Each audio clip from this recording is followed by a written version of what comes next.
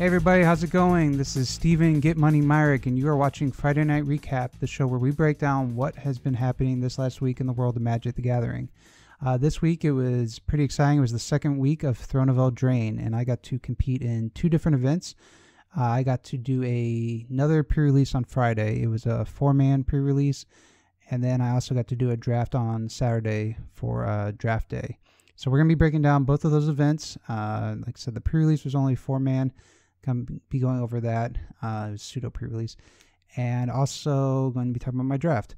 But before we dive into any of that, I'm going to be doing a pack opening, and we can break down and see what I would take out of this pack. If you want to stick around for more pack openings at the end of the video, I'm going to go ahead and crack all the packs I won this weekend. I won't tell you how many it was, leave you in suspense about how we did. But I will say we got some promo packs, so excited to open those, see what's in these promos. But right now we're going to go ahead and start with a Throne of Eldraine pack.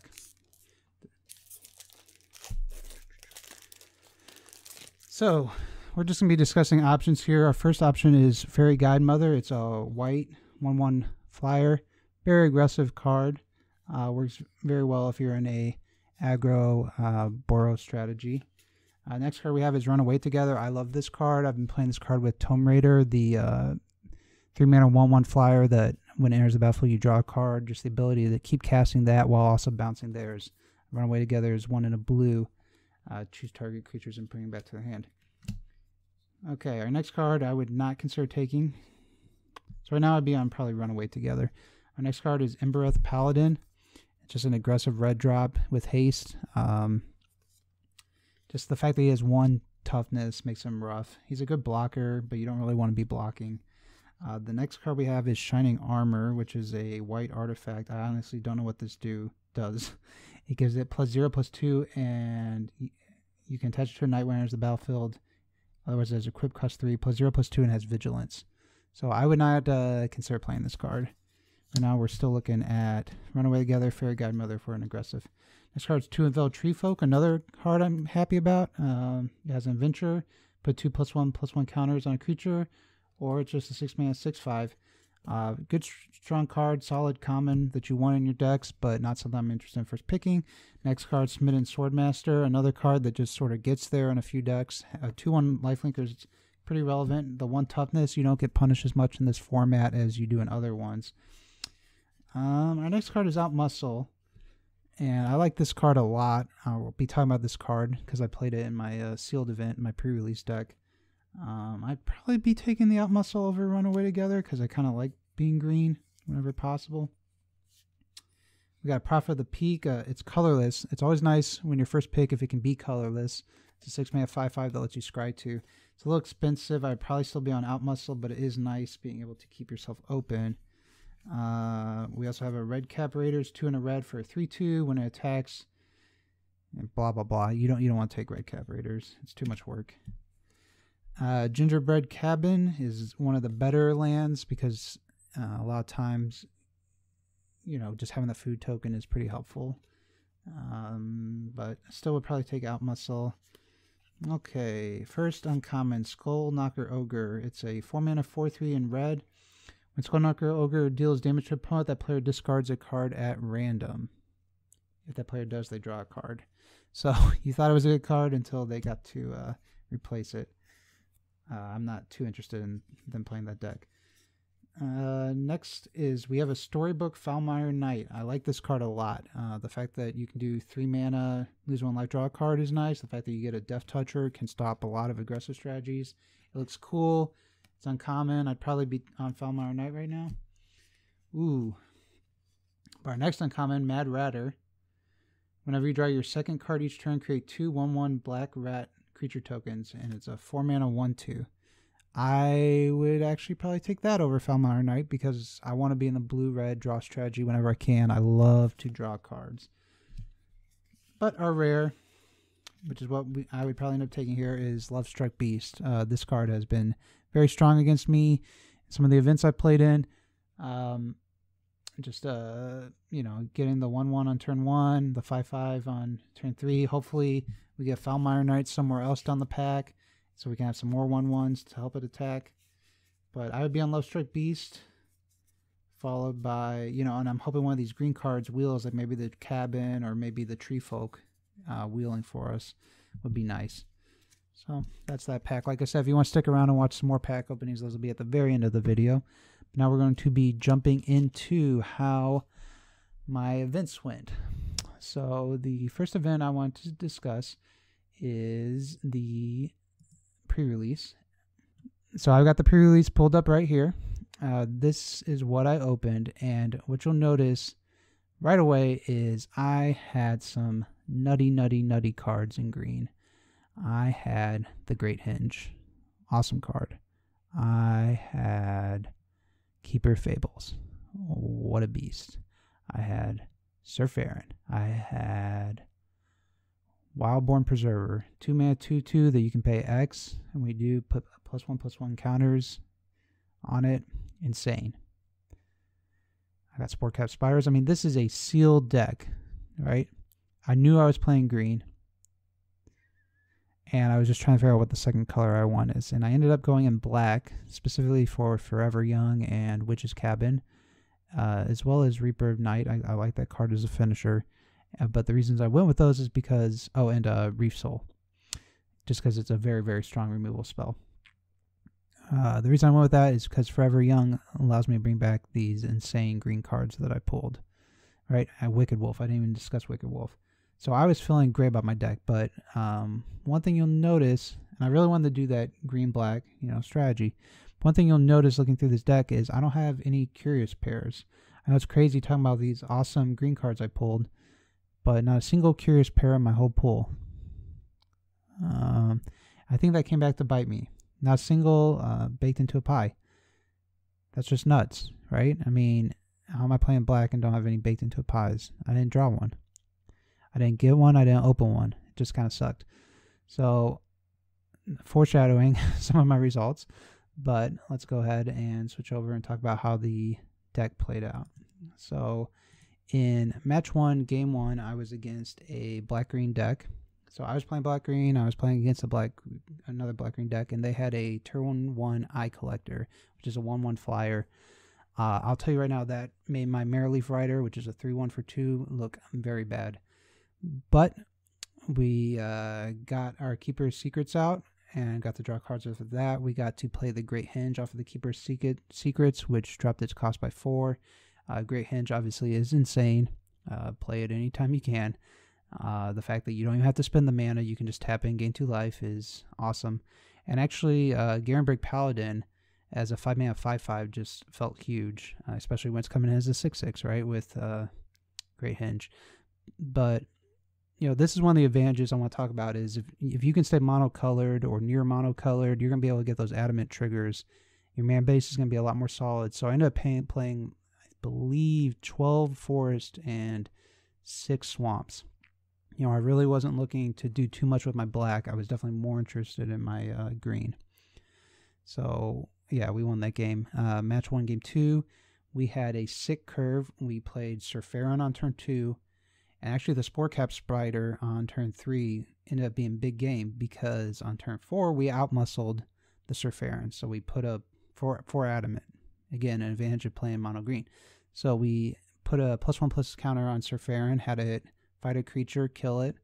Now we're attacking with both the Spider and Surf Aaron, and the Spider is now a 4/9 for, I believe it's a 4/9 now, right? But I'm hitting him for 7 damage on turn 4, and then I had a Wicked Wolf come out, and the tempo is way too strong. My opponent could not keep up, and also they got mana screwed. They needed some green mana, and they did not have it. So we won the first match 2-0. I am feeling amazing. I've got all these busted rares in my deck. How could we lose? So match 2, game 1 was also against another black-green deck. So I was playing black-green. First game was against a black-green. Third game was against a black-green. That's what happens in sealed. People like the food. And my opponent definitely had a good reason for playing black-green, because on turn 5 they had a Clackbridge Troll, and on turn 6 they had a Feasting Troll Queen. And it just felt very rough. That's something that happens in sealed events. I actually felt like I was keeping up in the game, but he I just gave him too many resources with the troll where I was just letting him gain too much life and draw too many cards. So even though I got some blockers out where I felt like I could deal with the troll, it was rough. He also played the card that allowed him, I don't have it at the top of my head, I apologize, I'll have to put it right here. It's right here. That's where he could bring it back and put +1/+1 counter on it, and that just felt backbreaking. He just had so much recursion. So we lost game 1. Match 2, game 2, we ended up winning, and the reason was because our buddy Ginger Brute put in some serious freaking beats. He got him for 6 points of damage and forced him to use a removal spell because he didn't have any haste creatures. And, both of these games are pretty grindy, and I knew that I could just get in and start doing some damage. So we got some major beats going on with him. We also got to make our Wildborn Preserver into like a 16/16. He just couldn't get back from that. He didn't draw his Feasting Troll King. He didn't draw his Clackbridge Troll. And then in game 3, I kept a somewhat sketchy hand, but it had Great Henge in it. And unfortunately, he was able to use his Memory Theft on my Great Henge. And at that point, I do appreciate the fact that he took some time to think about what he was going to choose.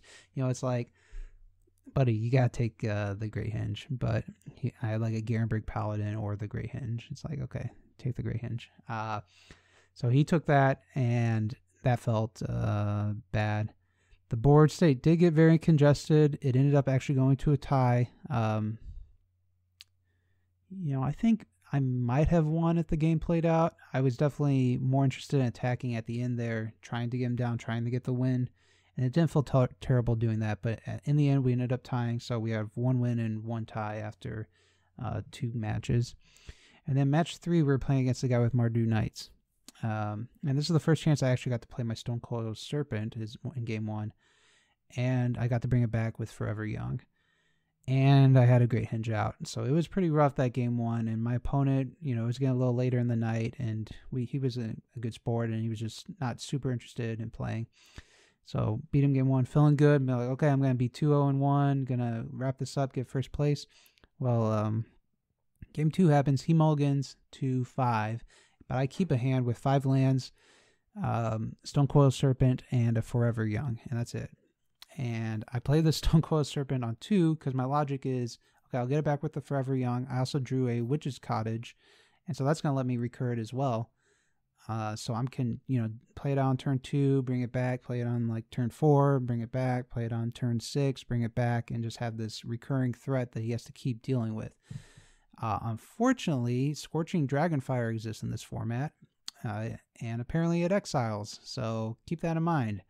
You can't bring stuff back from the graveyard when it's exiled, and Scorching Dragonfire is one of the most common removals, one of the best removals in red, and it exiles. So I did almost nothing that game. And so he went from a guy that was fairly confident he was going to lose, wasn't really even trying too hard, to being like, oh, maybe I can actually win this match. So he sideboarded for the first time and going into game 3, and he had the nuts draw. I kept a 2-land hand, and I kept missing my 3rd land drop. So that's never good. Last game I had a 5-land hand and didn't win. Next game I got a 2-land hand and didn't win. There's almost like a lesson here about keeping hands that don't have 3 or 4 mana in them. But he had the perfect curve. He had a Worthy Knight on turn 2, okay, into a Acclaimed Contender on turn 3. So he gets his 1/1 Knight. And he found another Knight, which he could play on turn 4 to get another 1/1 Knight. And I did eventually find my 3rd land drop, and then I even found my 4th land drop. I just ripping lands off, trying to play from behind. But his board presence was just way too high. He could tap me down with Ardenvale Tactitioners, and it was just game over. So we ended up finishing the event 1-1-1, and we got 2nd place out of 4.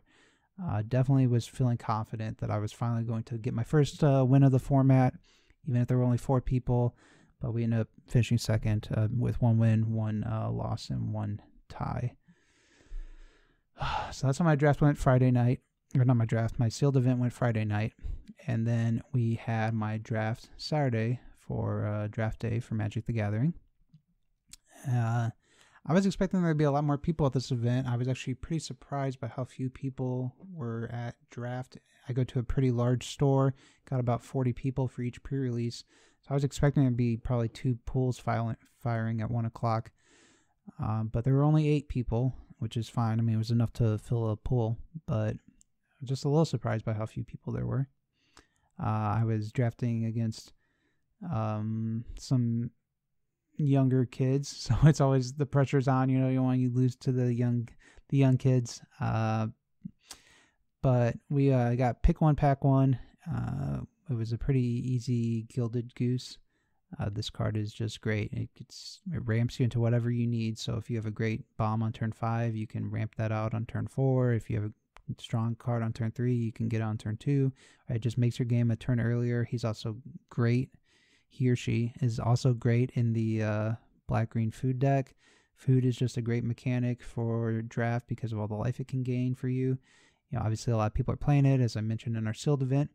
So I was feeling good with that first pick. I'd wanted one for my cube as well. So got the Gilded Goose, pick 1. But you can see, there's a picture up here now of, you know, how the rest of our draft played out. And you can sort of see how I went into blue and red and how it just dried up in pack 1.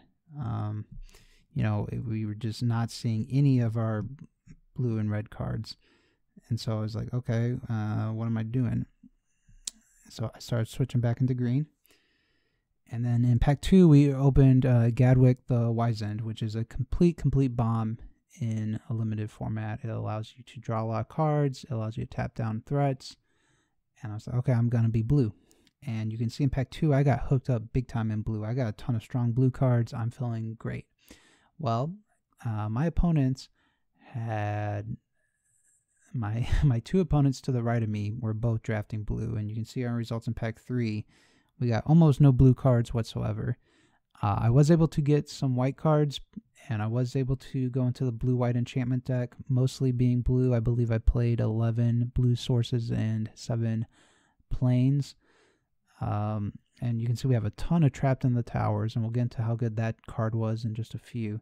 One of the moments I was happier of was I was able to wheel the Arcanist Owl, because it was about pick 6, and I kind of want the Arcanist Owl was good in my deck, but there was another blue card that was strong in my deck as well, and I said, okay, I don't think anybody else at the table is playing blue-white, and I don't think too many people are going to be interested in going this heavy of a commitment to blue.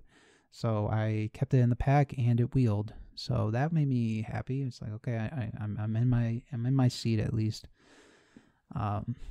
So deck construction went pretty quickly. I felt like I had a strong deck. Again, tons of enchantment removal, tons of artifact removal. Didn't get any runaway togethers, which I would have liked. I didn't have any great card draw, really. We started off thinking I was going to be in blue-red card draw, and that never really panned out. So those are sort of the things in the back of my mind of what I'm missing, is like, where's my card draw? Why do I not have any runaways together if I'm playing blue? But we went in, and our first opponent was another black-green food deck. And of all the, this is the 3rd deck I played against those black-green food in 24 hours. And this one was definitely the strongest. They had some extremely powerful synergies.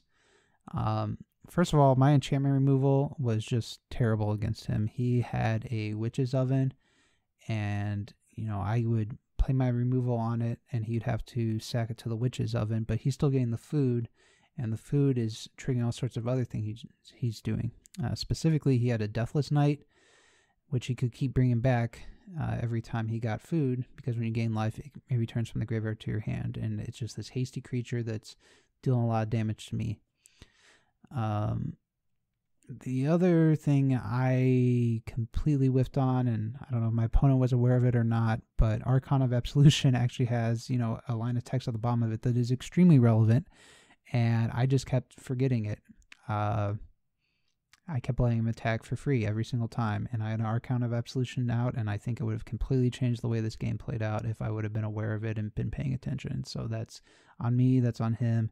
It's just bad playing all around. But despite all of that, I got him to a point where he was at 7 life, or he was at 3 life only. and I had 7 power on the board, and I was able to use my spinning wheel to tap down his board, so I had a free attack. With my 7 power, he's at 3 life, and he has 2 food.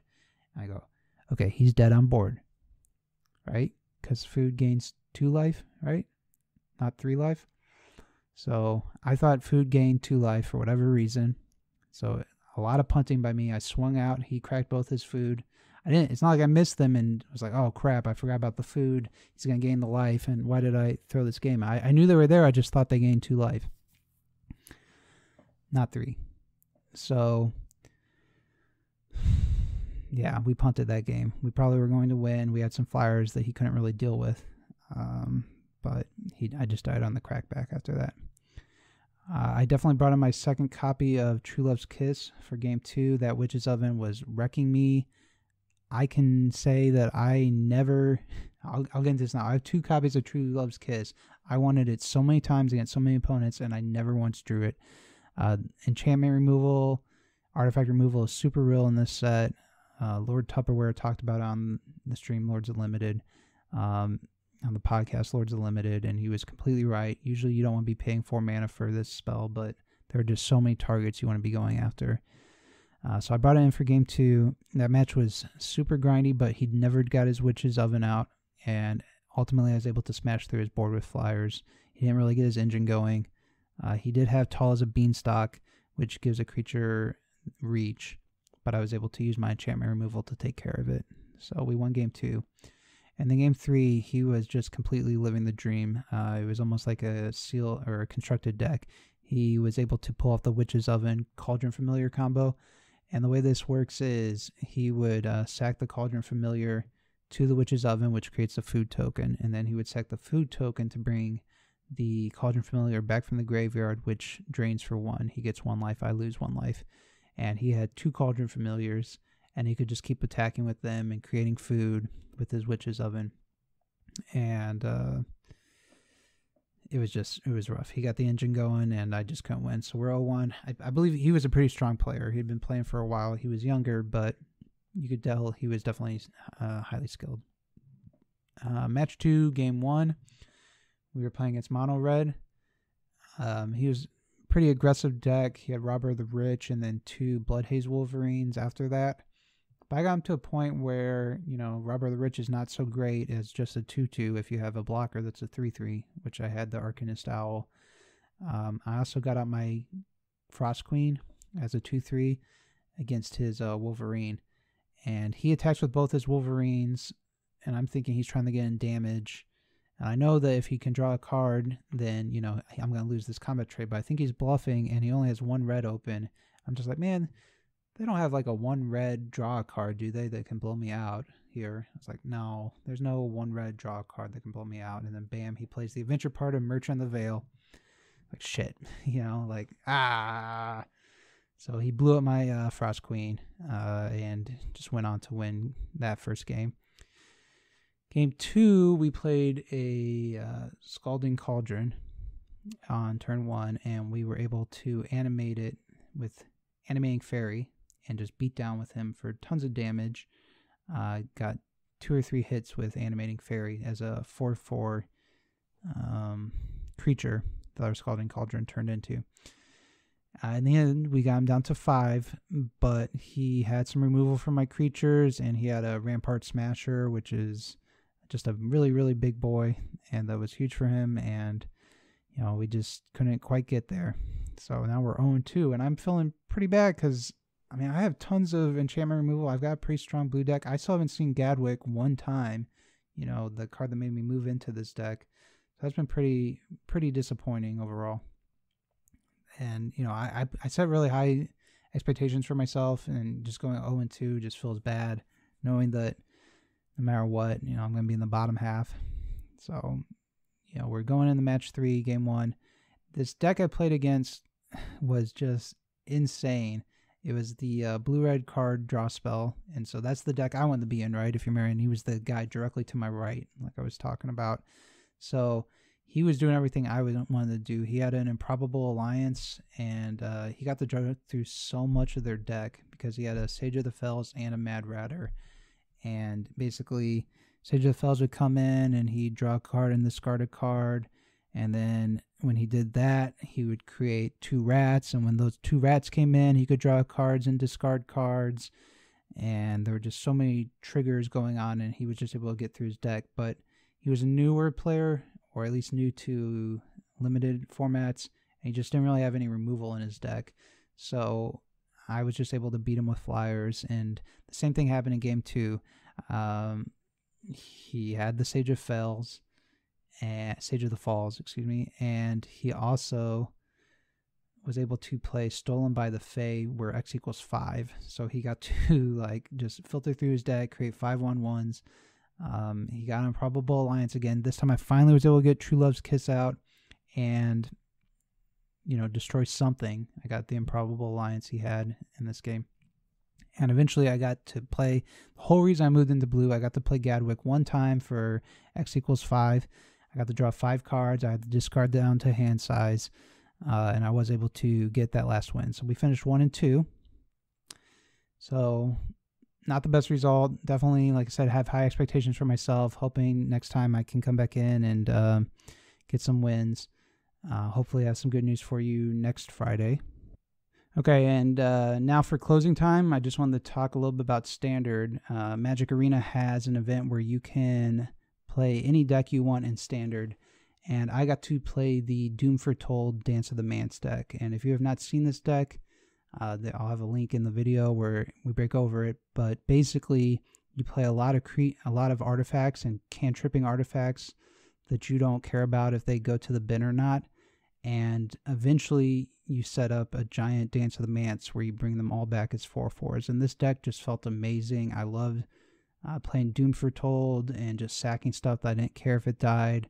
Getting my graveyard, bringing it all back as 4/4s, you know, and doing a ton of damage. But if you've ever played the mirror of this matchup, it is terrible feeling. So I'm curious to see how the deck does as it goes on. The matchup in the mirror is just awful because both players are perfectly happy and want their stuff to die. I played it 1 time. It felt like it took 2 hours. It was just rough. So check out that deck. Lots of fun. Pray to God you don't get the mirror. Your removal is just useless. It's not very fun. But that's what we're going to do for Friday Night Recap this week. If you stuck around until the end now, we're going to open our packs of cards and just see what we got. But I appreciate you watching.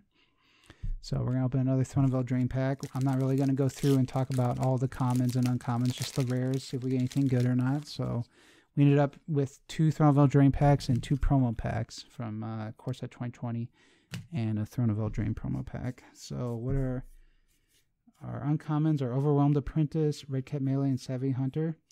Our rare is Fervent Champion. I assume it's not worth much. I've heard it's annoying in Arena. It's an aggressive 1-drop. We also got a foil Ardenvale Tactician, which is just cool, but not a very great card. So not a very exciting pack. We're looking for some Okos here. Moving this away from the mic because I'm a considerate person. Next, our uncommons are Fireborn Knight, Heraldic Banner, and Circara the Bold. And hey, we got another Gilded Goose, just regular artwork. But that's worth money at least, so that's nice. We also got a foil Righteousness, so 2 foils. So that's nice. And I'm happy about that Gilded Goose. Okay, next we're going to do the Core Set 2020 pack. These are packs that they give out at events. If you do well, like getting 2nd place out of 4. We're hoping for, I don't know, a Japanese War of the Spark Planeswalker. We got a Silent Gravestone. I don't even know what this card is. But that's a promo. We got a F&M Flame Sweep, and we got a Brought Back with the promo stamp. Brought Back may be worth some money. It's a good EDH card. Silent Gravestone, I assume, is not worth very much.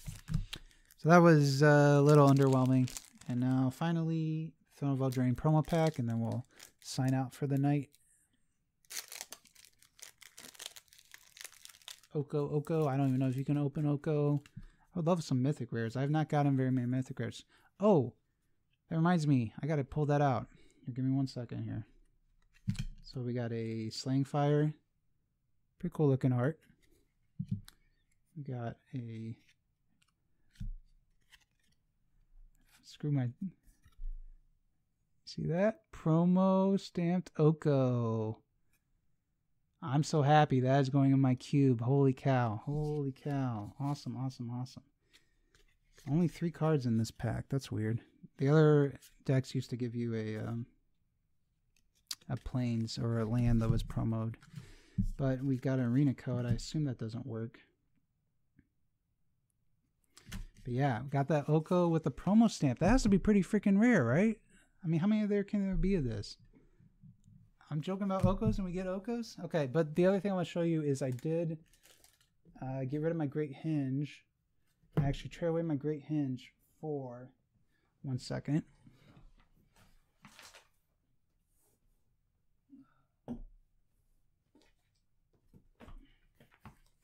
So for those of you that don't know, I have a cube and I'm always looking for good stuff for it and cool cards. Everything just fell down. So we got a foil storybook Bone Crusher Giant. This card, if you don't know, I'm super high on this card, especially for cube. I think Great Hinge is worth more money right now, but I'm just so happy to have this in my collection, not have to worry about paying for it, having to buy it. So we got that Bone Crusher Giant. We got the Oko with the promo. That's going in the cube. You know, I was pretty upset about my results, but now all of a sudden I'm feeling a little better. But thank you for watching. And I will see you guys next week where I break down my next draft. Have a good week.